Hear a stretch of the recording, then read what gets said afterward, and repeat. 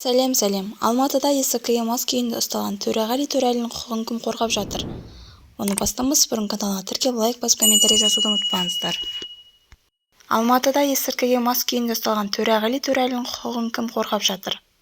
Отандық әнші Төреғали Төреәлін есірткіге мас күйінде Алматы полициясы ұстаған болатын. Кейінірек әнші 20 тәулікке қамауға алынып, 7 жыл мерзімге көлік басқару құқығынан айырылды. Әншінің адвокаты Тілеужан Кішкенбаев айтуынша ол сараптама қорытындысымен келіспейді. Қазір Төреғалидің құқығын 2 адвокат қорғап жатырмыз. Өздеріңіз естігендей, Төреғали 7 жыл көлік жүргізу құқығынан айыру мен 20 күнге қамауға алынып жазасы кесілді. Бірақ біз бұл үкімге келіспейміз.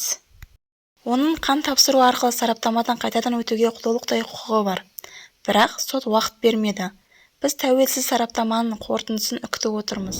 Қан талдауы есірткі тұтынды ма, жоқ па анық көрсетеді. Ал олар зәр алу арқылы ғана асығып, үсігіс шешім шығарды, деді әншінің адвокаты Тілеужан Кішкенбаев.